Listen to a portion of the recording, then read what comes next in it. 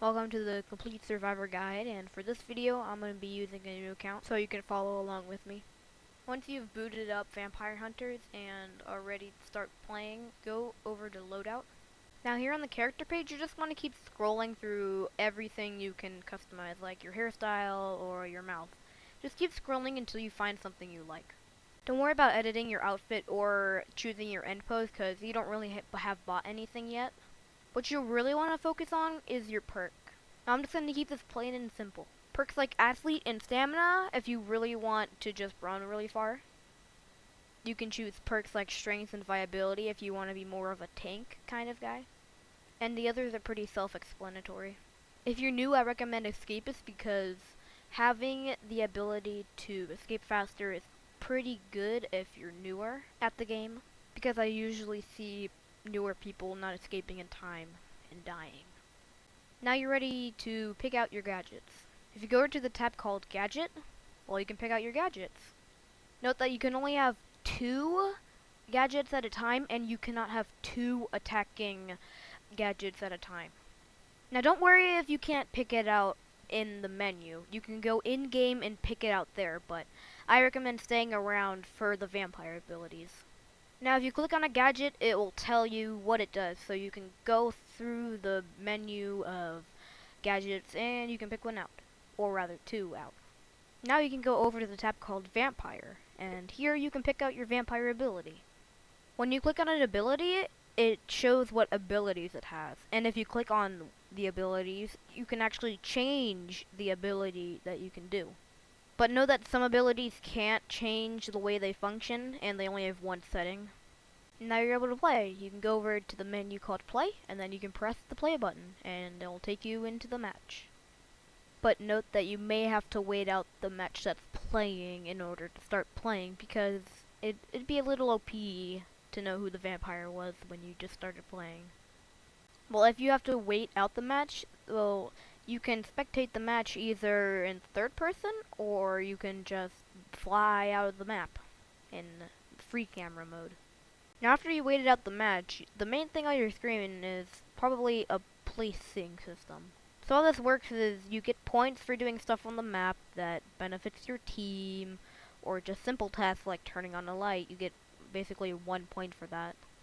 So if you score more points than everyone, you can become MVP. So just note that when you start off, you automatically get 200 points.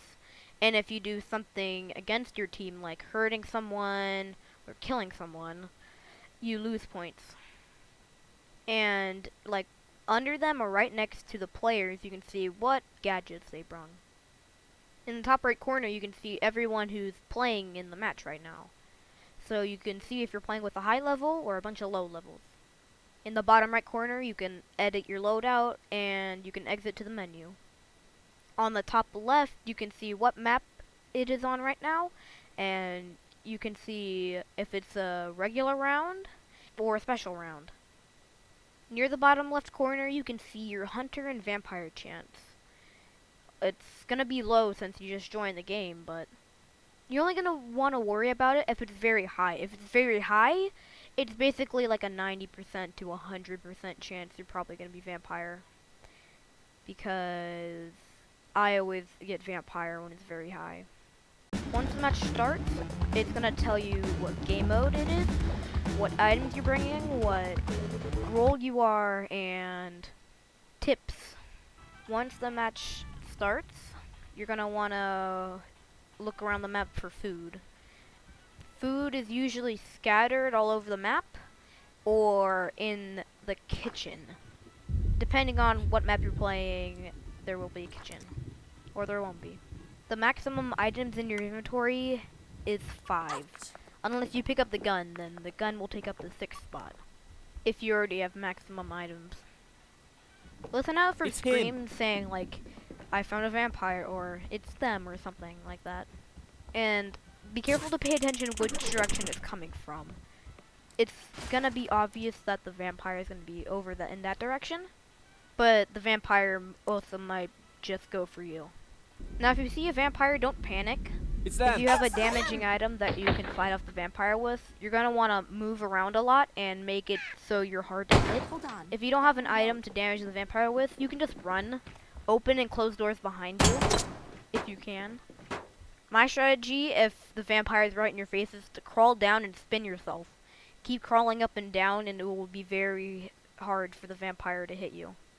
Unless the vampire is me, I can counter that real easily, because I came up with that strat. I mean, maybe I didn't. I'm probably not the first one to come up with that. Now, if you get grabbed when you run away, don't panic. Like I said, when you found the vampire, just calmly press the key, and you see it pop up on your screen. Just lay your keys on WASD and spacebar, because those are the keys you have to press if you didn't mess with the settings. Now, if the hunter got grabbed, you can run over, retrieve his gun, and start shooting the vampire. Now, don't shoot the vampire if he's got grabbed, unless you are at his back. Then you can just free fire at him. When someone escapes from him, that's your time to shoot, but most vampires will just jump around and try to dodge every single bullet you shoot. Now, the vampire's health depends on how many people are playing. The more people that are playing, the higher health he has. The lowest health he can have is 100, and I don't know what the maximum is, probably like 300 or something. If you run out of stamina, you're going to have to wait until your stamina is at half, so you're going to want to manage your stamina as much as possible.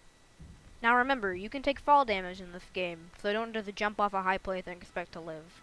Oh, I almost forgot. If you hold out the food and right click, you can eat it and gain health. Now, some foods give more health than others. The maximum it can give is like 13 or something. And The gun. you're going to want to focus on getting sandwiches, because that's the one that gives the most. Or that's what I've been told. At the end of each match, you get money and coupons you can spend on items in the store. So if you exit to menu and go over to the menu called store, you'll see all these categories of stuff you can buy. Now, stuff you can buy with money are guns, and in the future, when VH3 gets its full release, vampire abilities and gadgets.